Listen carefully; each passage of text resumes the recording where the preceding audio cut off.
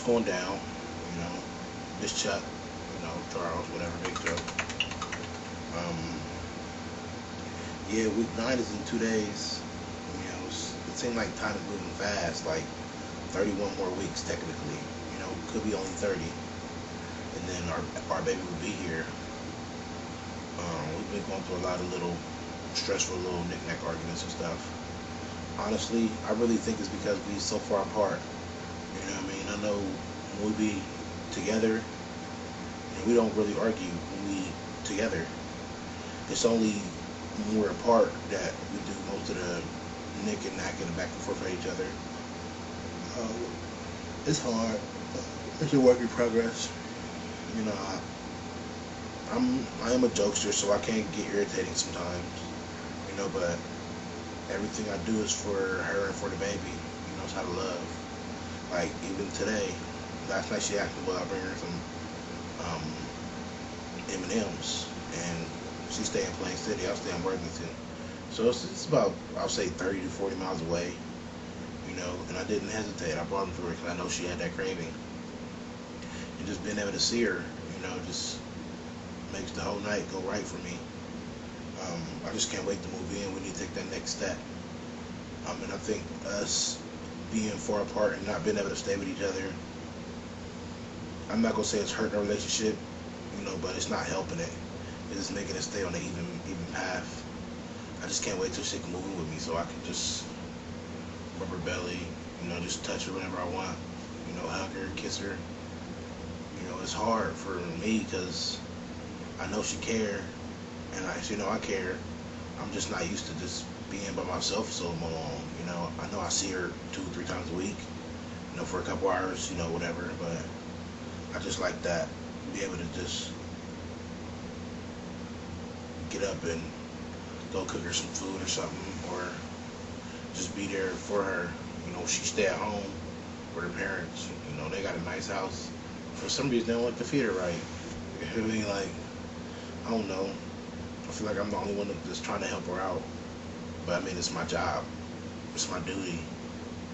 You know, she's having our baby, so anything I can do to help her, you know, I'll do, no matter what. You know, I be stressed out a little bit. I'm not gonna lie. She be stressed out also, because dealing with somebody like me will stress you out. Um, but like I said, the love is still there. The love's gonna be there. We can get married one day. I just want to move in with her so I can just show her the type of person that I really am, instead of us arguing all the time about just little stuff that we keep getting into it for. Um, Life is, you know, it's taking it every day at a time. You know, I'm trying my hardest not to argue. You know, but it's so hard because it's like a defense mechanism. I may start trouble or may argue over something when I feel like I'm wrong for it, or when I feel like I'm right and not given the chance to be right. But I mean, sometimes it'd be over nothing. But I just gotta learn how to, you know, cope with every situation. I've done that my whole life until this point, and I'm coping with this. Um, I'm still waiting for her dad to talk to me. You know, he really ain't said nothing. He called it her situation, you know, but I know her situation is a special one, because, you know, some women can have kids and some parents can't be grandparents because their children can't have kids. So I mean, I feel like this is a blessing. My mom happy, everybody in my family happy.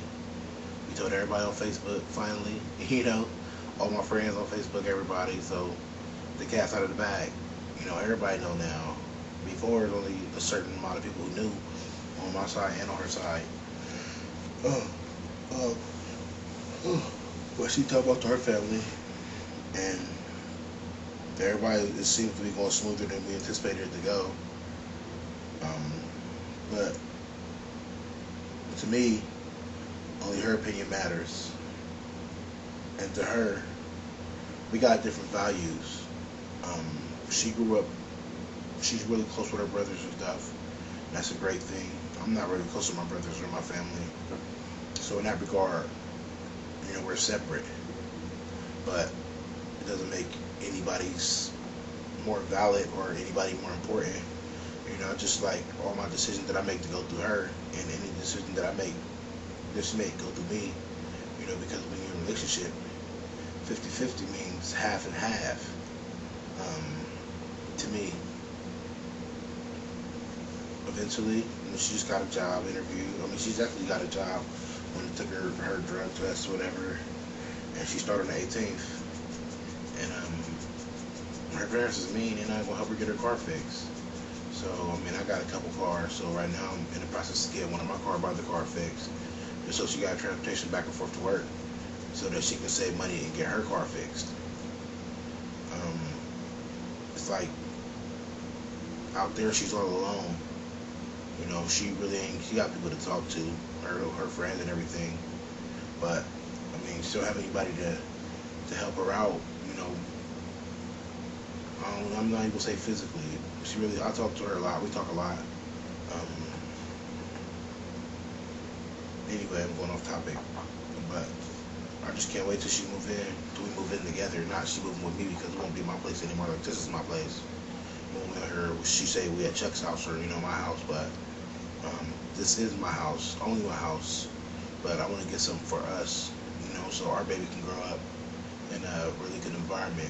Like right now, she lives in a Richie type neighborhood, and she grew up in a pretty uppity neighborhood, and I grew up in a poor neighborhood. And she wanna go. Now she wanna live in a, I ain't gonna say poor neighborhood, but a regular neighborhood. And I feel like I want to live a little bit more higher class than I'm accustomed to. I feel like I'm not better than anyone. I never thought I was better than anyone, and not in my life. Well, everything I'm better than anyone. Anybody can do and have everything that I have. All they gotta do is have the determination and the drive that I have. This determination and drive has not always been here. You know what I mean? When I turned 15, I just realized that basically sleeping on my sister's couch, that ain't nothing gonna be handed to me. Dropped out of school, a lot of BS, gangbanging and stuff like that. I just realized I was just tired of just being broke, wearing the same clothes, not ever going out on weekends, just sitting in the house and babysitting all the time. I just picked up all my stuff and I just banged out. And I never looked back. I called my sister a year later. She was mad at me because I didn't call her before, but I wasn't right, so I had to go out and get my mental right and get my paper up. And that's what I did. And ever since then, I just been trying to live right. I started going to church about 2 months ago. Started going back to church, mainly because of her, because she wanted me to go. And the first day I went, I cried twice, but it was tears of happiness. The time that I went before her, I went with her, I was with my dude Carl at his church, and so we put him in front of the church. I cried. We walked in, I was crying the whole time. Through all the service, I cried the whole time. Everybody coming up to me like, it's okay, and that was cool, but I didn't feel at home, even though the lesson was really good. But then when I went to church with her, the pastor called everybody up who was visitors and asked them if they wanted to join, and I just feel like it was time. She cried, I cried.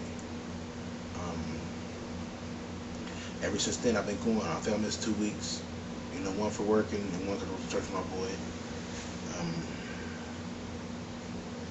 But we just got to get this stuff together. I try hard not to argue, but sometimes it's hard. I'm not used to, not being challenged for mostly everything that I say. I'm used to being a dominator, and not in a bad way. When I had other girlfriends before me and her ever met or anything, I didn't want to dominate. They just let me. And now I got a strong woman with me, and it's hard for me to, sometimes you can get words in, and sometimes it's hard for her to get words in. But that's because we both got such strong personalities, and now that she's pregnant, she having all kinds of mood swings, and even when she ain't, mad, just sometimes it just seems like she's mad, and I know it'll pass.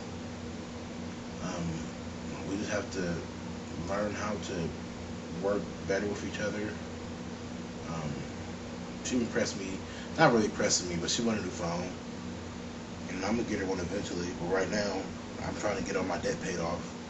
You know, so when we bring this baby into this world, you know, we'll have money to blow. You know, just start. We have a doctor's appointment on the 4th. It'll be 11 weeks. So, I mean, that's really exciting. 11 weeks, it don't even seem that long ago. Like, when I wake up and go to sleep for like 8 hours, which I never do, a whole week goes past. Like, it's crazy. But, I'm gonna always keep God first, and I'm standing in the congregation, standing up in church, and I just want to just live my life accordingly. Nobody's perfect. Man was put on earth to sin, but I'm not gonna let that be an excuse for me to sin. But we're a work in progress. We love each other, and we can get through everything we need to get through. You know, she's my queen. One day she'll be my wife. Hopefully. I know she said yeah, but I want to make sure we're ready. You know, I don't want to just get married because others expect us to, because of the position that we allow ourselves to get into. But it was love from first sight since the first time I seen her. You know, we met at Golden Corral. She had on a blue dress with white and black trim, and her eyes looked so beautiful in those glasses, and she just was looking sexy. You know, I just wanted to just kiss her, just hug her, just touch her. And I had on a red shirt, black hat, red shirt, black jeans and some J's. Put up in my old car, the one I let her use when I get it fixed. And like, we locked eyes, we just smiled, and we went in. We spent $25 on lunch, and really didn't even eat. We just talked, really. And then we had a couple more dates, and then after those couple dates, we just became best friends. And she went through some stuff with some people, some other guys, and I was going through some stuff with some other females. And just listening to everything that she was getting herself into, it was, you know, hard for me to just be her best friend listening, and me telling her about the stuff I was getting into, and vice versa. Well, she didn't want to be in a relationship, so I mean, I just kept on pursuing her, and just kept on treating her good, taking her out, doing stuff, nails did, just showing her how good a person that I am, just hanging around her, just talking to her, texting her, calling her all the time.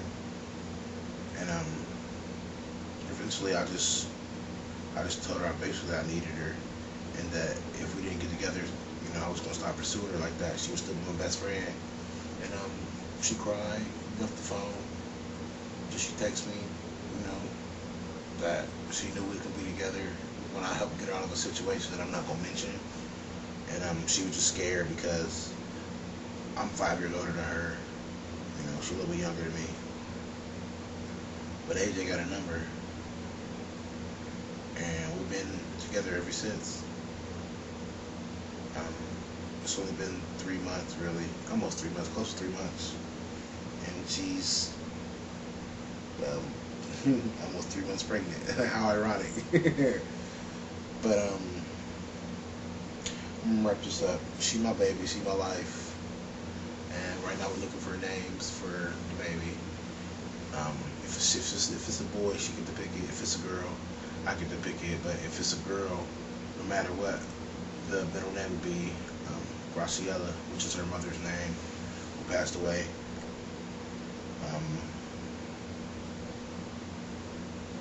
But yeah, I keep everybody posted on our situation.